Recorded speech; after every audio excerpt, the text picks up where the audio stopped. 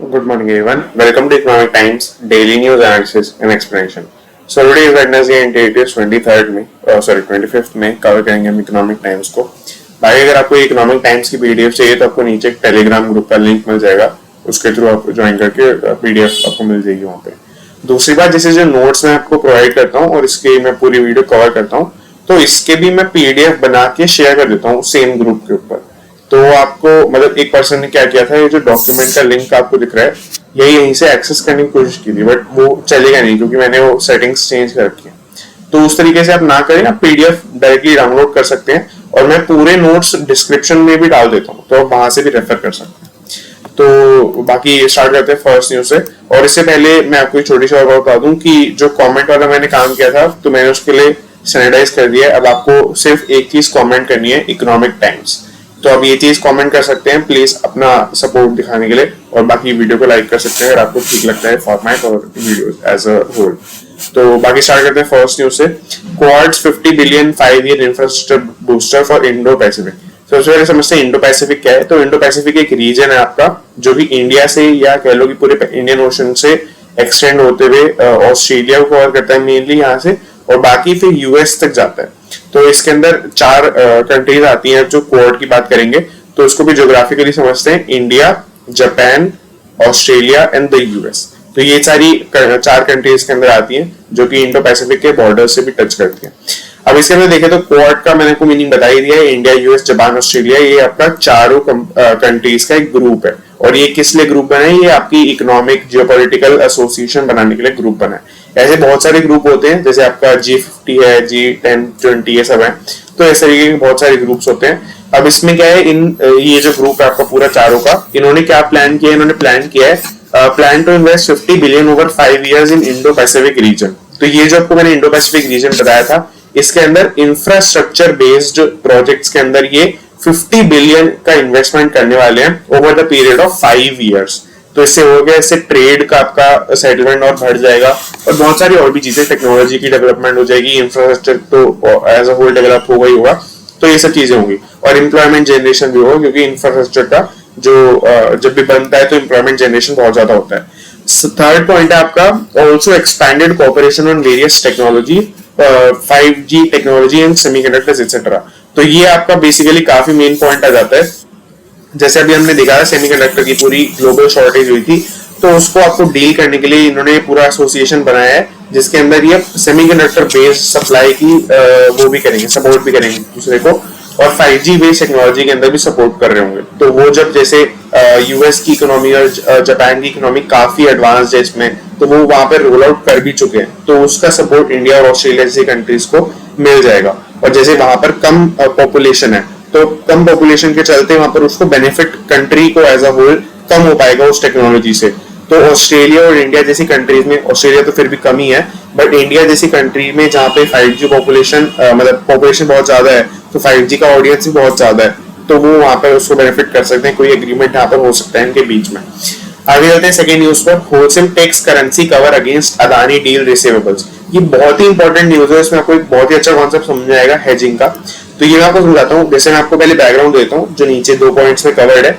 पहला बैकग्राउंड आपको दूंगा. होलसेल आपकी बेसिकली एक स्विट्जरलैंड बेस्ड कंपनी है और ये आपकी मतलब ग्लोबली बहुत सारी सीमेंट इंडस्ट्रीज होल्ड करती है. तो मतलब उनकी इन्वेस्टमेंट टाइप ऑफ कंपनी है जो बहुत सारी कंपनीज, सीमेंट बेस्ड कंपनीज के अंदर, मैन्युफैक्चरिंग कंपनीज के अंदर उन्होंने इन्वेस्ट कर रखा है. अब इनके पास एसीसी और अंबुजा सीमेंट का भी कंट्रोल था, वो उन्होंने रिसेंटली सेल किया है अदानी ग्रुप को. तो इसका न्यूज आई भी थी और काफी सारी इसकी मैं कवर किया भी था पहले, तो वो सब इसकी डिटेल्स में मैं अभी नहीं जाऊंगा. बट हाँ, मोटा मोटा क्या हुआ है कि एसीसी और अंबुजा सीमेंट अब अदानी ग्रुप के पास आ गई है और ये दोनों मिलके अल्ट्राटेक के नीचे सेकंड नंबर पर आ गई है पूरे कंपटीशन के पॉइंट ऑफ व्यू से देखे तो इंडिया के अंदर. तो अब क्या होगा, अब क्या हुआ, इसमें पूरी डील में अदानी ने पेमेंट की होगी रुपीज के अंदर. तो उसका हुआ क्या, उसको वहां पर क्या है कि जो होलसेल को पेमेंट मिलेगी वो रुपीज के अंदर मिल रही होगी और उसको फिर कन्वर्ट कराना पड़ेगा. अब होता क्या है, जब आज उसने ये डील करी है तो जिस टाइम पर पेमेंट आएगी उस टाइम तक रुपी और डॉलर के बीच में, अब हम अज्यूम कर रहे हैं कि डॉलर वो यूज करते हैं, हालांकि क्या पता ना भी करते हो, बट डॉलर यूज करते हैं ऐसा अज्यूम करके चलते हैं क्योंकि इंटरनेशनल करेंसी है. तो आपका डॉलर्स मान लेते हैं वो यूज करते हैं. तो उस टाइम के बीच में जो भी आपका डॉलर में एप्रिसिएशन आएगा या फिर रुपी में डेप्रिसिएशन आएगा, उसका खामियाजा भुगतना पड़ेगा होलसिम को। फॉर एग्जाम्पल 5 बिलियन रुपीज में डील होती है अदानी ग्रुप के साथ, तो 5 बिलियन रुपीज जो आज है, आज रुपीज में है, वो 2 दिन बाद या 4 दिन बाद हो सकते ना हो, बट 5 बिलियन डॉलर ही रहेगा। तो क्या करते हैं इसके लिए लोग हेजिंग कर लेते हैं। हेजिंग कैसे करेंगे? अब इनके पास 5 बिलियन रुपीज आने ही वाले हैं, तो क्या करेंगे, 5 बिलियन रुपीज जितने डॉलर होते हैं आज की रेट में, उतना ही बैंक से आपका करेंसी कवर ले लेंगे। करेंसी कवर मतलब कि जैसे अगर इससे ज्यादा ऊपर जाता है तो जितना डिफरेंस होगा वो बैंक प्रोवाइड करेगा, या जो भी मतलब कवर देने वाली अथॉरिटी है वो प्रोवाइड करेगी। तो इसके अंदर एक इन्होंने रिस्क लिया है कि अगर मान लेते हैं रुपीज डॉलर के अगेंस्ट बढ़ गया तो फिर इनको पेमेंट करनी पड़ेगी बैंक को।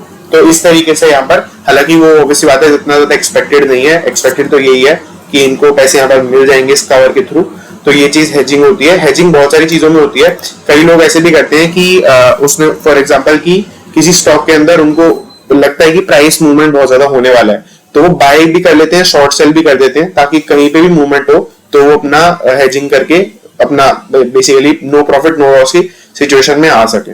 नो प्रॉफिट नो लॉस की सिचुएशन बहुत अच्छी होती है क्योंकि लॉस वहां पर नहीं होगा। क्योंकि मैं आपको एक साइकोलॉजिकल फैक्ट बताता हूं, जितना लॉस होता है और जितना प्रॉफिट होता है, तो लॉस की उतनी की फीलिंग 3 टाइम्स ग्रेटर होती है प्रॉफिट से। तो एक तरीके से आप साइकोलॉजिकल लेवल पे हेजिंग कर सकते हैं इसके थ्रू। खैर आगे चलते हैं। इसके लिए उन्होंने किया क्या, इसके लिए उन्होंने डेरिवेटिव्स का यूज किया, करेंसी डेरिवेटिव्स का, और 5 बिलियन प्लस के करेंसी डेरिवेटिव्स उन्होंने जेपी मॉर्गन और स्टैंडर्ड चार्टर्ड के साथ साइन कर लिया।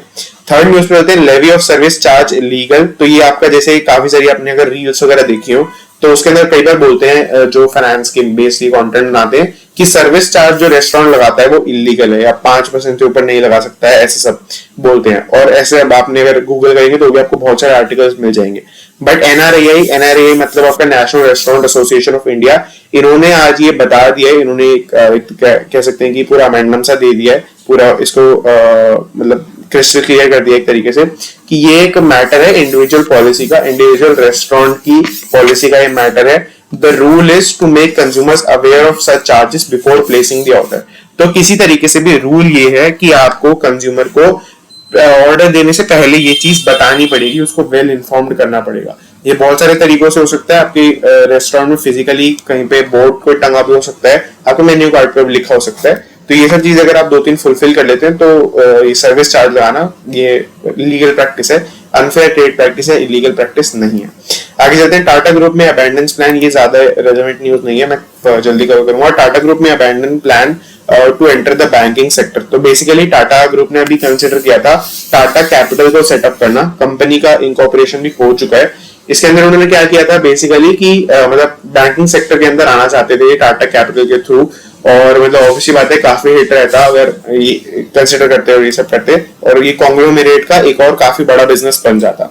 बट सेकंड पॉइंट में आते हैं, restrictions and regulations will cause operational issues. इनके एमडी जो थे और बाकी डायरेक्टर्स वगैरह उन्होंने बोला और उन्होंने कंसिडर किया कि रेस्ट्रिक्शंस और रेगुलेशंस जो आज की डेट में बैंकिंग सेक्टर में है वो ऑपरेशनल इश्यूज कॉज कर देंगे। होता क्या है कि जब कोई कंपनी किसी ग्रुप का पार्ट होती है तो ग्रुप के अंदर मतलब अगर कोई बैंकिंग सेक्टर जैसी या इंश्योरेंस जैसी कंपनी आएगी जिसके अंदर फाइनेंशियली बहुत सारे आपको रेगुलेशंस फुलफिल करने पड़ते हैं, तो पूरे बैंक से आप मतलब पूरे ग्रुप से आपको काफी सारे कंप्लायंस लेने पड़ेंगे। तो अगर आप जैसे अगर इसके अंदर मैं आपको दिखाऊं, यहाँ पे आप देख सकते हैं the biggest challenge is insuring the compliance at group level. तो ग्रुप लेवल पर ये सारी चीजें होना काफी मुश्किल हो जाएगा। और एक टर्म चलती है रिलेटेड पार्टी ट्रांजैक्शंस, ये बहुत जल्दी इसका वो केस लग जाता है किसी भी कंपनी के ऊपर। रिलेटेड पार्टी ट्रांजैक्शंस मतलब जैसे अगर मैं कोई घर बना रहा हूँ तो मुझे अगर सीमेंट लेनी है तो मैं हो सकता है अगर मैं डीलर हूँ या मैं बिल्डर हूँ तो मैं अपने किसी रिलेटिव से ले लूंगा, और वो हो सकता है कि बिल पे मैं उससे ज्यादा प्राइस चार्ज करवा लूं क्योंकि ऑब्वियसली बात है मेरा ही रिलेटिव है तो उसको फायदा होना चाहिए। या फिर अगर मैं कम प्राइस भी या नॉर्मल प्राइस भी चार्ज कराता हूँ तो भी उसको बेनिफिट हो रहा है। तो ये आपका रिलेटेड पार्टी ट्रांजैक्शन होता है और इसके बहुत सारे मतलब केस होता है, फिर वो सब चीजें होती है, तो उसको अवॉइड करने के लिए हो सकता है उन्होंने ऐसा किया। आगे चलते हैं। Grasim doubles capex for paints for रे टू 10,000 करोड़। तो ग्रेसिम नाम की कंपनी आपकी, ये भी एक कॉन्ग्लोमेरेट ग्रुप है पूरा, और मेनली ये ऐसे वीएसएफ बिजनेस के अंदर है, वीएसवी बिजनेस के अंदर है। तो ये अब एंटर करना चाहते हैं पेंट्स के बिजनेस के अंदर, और इसके लिए अपना कैपिटल एक्सपेंडिचर अब ये जितना इन्होंने असाइन किया था इस बिजनेस के लिए उसको डबल कर दिया इन्होंने। Over the next 2 to 3 years ये 10,000 करोड़ रुपीस पेंट्स के फोरे मतलब जैसे अगर आपने सुना हो ये मेरा फोर्टे नहीं है या ये मेरा फोर्टे है, ऐसे लोग बोलते हैं। तो अगर हम कंपनी के केस में बात करें तो फोरे वहीं पे ही हो जाएगा, कुछ कुछ बिजनेस की फॉर्म में आ जाएगा। तो अगर 10,000 करोड़ रुपीस ये इन्वेस्ट करना चाहते हैं, इनका एम है कि 13 मिलियन लीटर्स पर एनम की मैन्युफैक्चरिंग कैपेसिटी ये जनरेट कर लें जो पेंट बनाने की। और Q4 के रिजल्ट्स भी उन्होंने ट्यूसडे को डिक्लेयर किए थे, जिसके साथ ये बताया था। इसके जो रिजल्ट्स हैं काफी इंप्रेसिव हैं, बट एक पॉइंट थोड़ा सा डेप्रिकेटिंग है। पहला का पॉइंट है स्टैंड अलोन प्रॉफिट्स जो है। स्टैंड अलोन का मतलब होता है कि ये जो कंपनी है ग्रासिम और इसकी जो सारी ब्रांचेस हैं, तो अगर कोई इसकी सब्सिडरी है या कोई एसोसिएशन है, कोई जॉइंट वेंचर है, तो उसको इंक्लूड नहीं करा गया है। तो उसके अलावा जो कंपनी ग्रासिम के नाम से ही अपना सामान बेचती है उसका माल यहाँ पर उसका सेल्स पूरा इंक्लूड किया गया है। उसके प्रॉफिट रहे हैं आपके डबल हो चुके हैं, 1068 करोड़ पर पहुंच गए हैं। एबिटा मार्जिन होते हैं जो आपके वो 5% से डिक्लाइन कर गए, सॉरी मतलब एबिटा मार्जिन नहीं एबिटा का अमाउंट मतलब 5% से डिक्लाइन कर चुका है। रेवेन्यू 45% से बढ़ा है। तो ये आपका मेन इनके फाइनेंशियल्स हैं, चाहे तो बाकी भी पढ़ सकते हैं, बट क्योंकि फाइनेंशियल्स आज नहीं डिक्लेयर किए हैं तो मैं ये आज के लिए न्यूज में नहीं कवर किया। आज तो पेंट्स वाली न्यूज मेन थी। These Nifty 500 stocks में post a strong show despite volatility।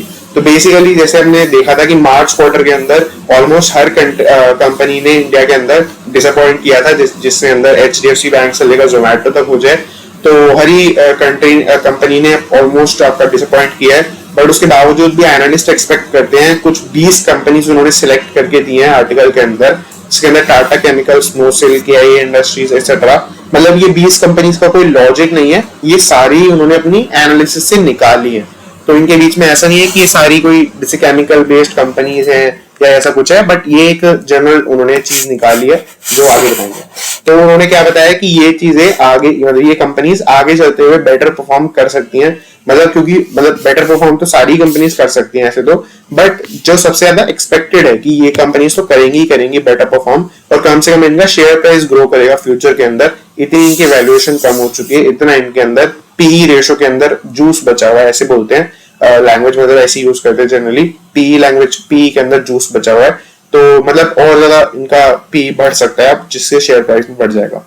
Non disclosure of foreign assets came back to haunt thousands. तो अब यहाँ पर हुआ क्या है, जैसे अगर किसी ने कोई फॉरेन एसेट होल्ड कर रखा होता है तो उसके ऊपर उसको over the period capital gains होते हैं, तो वो जो आपका गेन होता है उसके ऊपर अगर कोई टैक्स पे नहीं कर रहा है तो ऑब्वियसली बात है टैक्स डिपार्टमेंट उसको समन करेगा, उसको बुलाएगा या फिर उसके अगेंस्ट कंप्लेंट करेगा, जो भी पेनल्टी लगाएगा।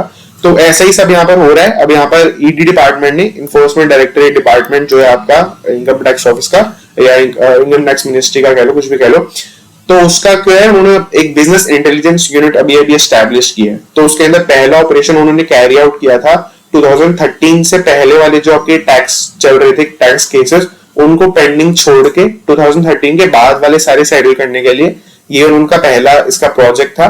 सेकंड इसका प्रोजेक्ट जो भी सामने आया है वो फॉरेन एसेट्स के नॉन डिस्क्लोजर से रिलेटेड है। तो इसके अंदर बहुत सारे ऑब्वियस बात है समन करेंगे आईटी डिपार्टमेंट के थ्रू। इसके अंदर कॉस्ट क्या आएगी जो अगर किसी ने नॉन डिस्क्लोजर किया होगा। अच्छा, नॉन डिस्क्लोजर करने के उन्होंने रीजंस भी बताए थे, तो रीजंस वही होते हैं। पहला तो किसी को अगर पता ही नहीं है तो वो कैसे करेगा। सेकंड चीज होती है कि कोई टैक्स डिपार्टमेंट से और ज्यादा इंक्वायरी आएगी और ज्यादा ये स्क्रूटिनी आएगी, इसलिए नहीं करता। थर्ड चीज टू अवॉइड टैक्सेस, और ऐसे बहुत सारे रीजंस इन्होंने बताए थे आर्टिकल के अंदर। बाकी इसकी कॉस्ट ये पड़ती है या पेनल्टी ये पड़ती है कि 10 लाख रुपीस का आपके ऊपर पेनल्टी लगाया जाएगा। और अगर आपका कोई बैंक अकाउंट, मतलब ये तो आपके उस केस के अंदर है जब आप ब्लैक मनी एक्ट के अंदर आते हैं, बट अगर आपका कोई बैंक अकाउंट ऐसा है जो आपने मतलब एक अमाउंट को एक्सीड करता है और आपने वो डिस्क्लोज कभी किया ही नहीं है आज तक, तो वो तो 50 लाख रुपीस तक की भी पेनल्टी हो सकती है। ये कुछ सेक्शन भी उन्होंने कोट किए थे, आप चाहे पढ़ सकते हैं, बट मुझे नहीं लगता है इतना आपको याद भी रहेगा और रेलेवेंट भी है। फॉरेन एसेट्स के अंदर उन्होंने डेफिनेशन दिया कि बाहर के बैंक अकाउंट, बाहर के बैंक्स के अंदर, या फिर प्रॉपर्टी आपकी कोई भी हो सकती है, फिजिकल प्रॉपर्टी, और दूसरा है फाइनेंशियल सिक्योरिटीज।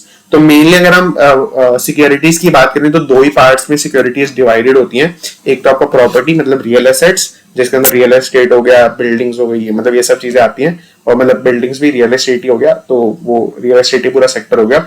सेकंड आपका है फाइनेंशियल एसेट्स, तो इसके अंदर शेयर्स, डिवेंचर्स, बाकी कुछ भी बॉन्ड्स वगैरह बाकी कंट्रीज के अंदर आप होल्ड करते हैं, वो आ गया। थर्ड इन्होंने अलग से बोला है बैंक अकाउंट, हालांकि generally bank account financial securities के अंदर ही आ जाता है, बट इन्होंने अलग से बोला है तो मैंने भी यहाँ पर मेंशन कर दिया। आगे चलते हैं एमओएफ। एमओएफ मतलब आपको ministry of finance. PSP, PSP मतलब पब्लिक सेक्टर बैंक। तो ये दोनों ही आपके कुछ ऑफिशियल्स इन दोनों मिनिस्ट्री से और पब्लिक सेक्टर बैंक से गए थे श्रीलंका में, और वहां पे उन्होंने अपने उनके लेंडर्स से, उनकी मिनिस्ट्री ऑफ फाइनेंस के अंदर जो लोग हैं उनसे बात की, और काफी सारे एस्पेक्ट्स के ऊपर, जैसे आपका फॉरेन डेट है, इकोनॉमिक क्राइसिस एक्सेट्रा है, तो उसके ऊपर उन्होंने बात की, और उसके ऊपर 2 से 3 मंथ के अंदर मतलब उसके ऊपर काफी सारे उन्होंने सजेशंस दिए कि किस तरीके से आगे वो काम करना चाहिए उनको।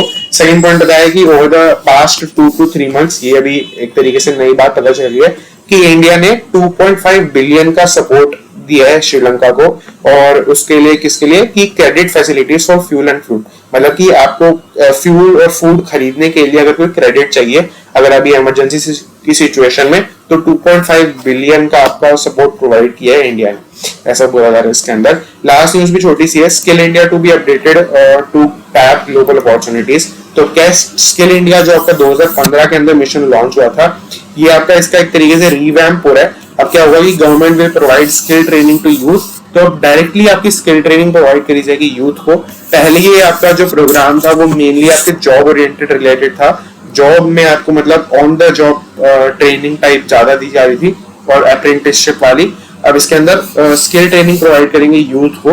कैसे प्रोवाइड करेंगे, फ्री होगा कि क्या अकेडमी सेटअप होगी या ऑनलाइन कोर्सेज निकालेंगे, वो सब आगे देखने वाली बात है। फॉर ओवरसीज अपॉर्चुनिटीज, मेन इनका फोकस रहेगा ओवरसीज अपॉर्चुनिटीज से रिलेटेड, तो ये हो गया। एंड जॉब्स ऑब्वियसली मतलब अपॉर्चुनिटीज में मेनली जॉब्स ही आती हैं वैसे तो। ऑल्सो मतलब अपॉर्चुनिटीज के अंदर जॉब्स के अलावा अगर मैं पूछता हूँ क्या आता है, तो फ्रीलांस बेस्ड गिग्स आती हैं। तो फ्रीलांस बेस्ड गिग्स मतलब जैसे अगर आप मतलब किसी भी यूट्यूबर के लिए कोई काम कर रहे हैं, कुछ फॉरेन में है या फिर ऐसा कुछ काम कर रहे हैं, तो वो आपका फ्रीलांस गिग्स के अंदर आ जाएगा। Also apprenticeship opportunities will be provided, तो ये आपका काफी अच्छा पॉइंट है। अप्रेंटिसशिप का मतलब होता है, इसका बहुत बेसिक एग्जांपल होता है कि अगर आपके घर में कोई प्लम्बर या इलेक्ट्रिशियन है, ये कोई आते हो, तो आप उनके साथ जनरली आप देखेंगे एक तो मेन पर्सन होता है, मास्टर वर्कर बोलते हैं उसको, और एक दूसरा पर्सन होता है जो उसको हेल्प कर रहा होता है। तो जनरली मतलब उनके जैसे उन्होंने रखा होता है अपने साथ कि वो आगे जाके ये मेन काम कर लेगा। तो इस तरीके से अप्रेंटिसशिप होता है कि अपने साथ एक ऐसे पर्सन रखना जो ऑन द जॉब ये काम सारा सीख रहा हो और ये सब कर रहा हो। तो ऑन द जॉब ये सारा ये जो अप्रेंटिसशिप अपॉर्चुनिटीज थी ये भी प्रोवाइड की जाएंगी।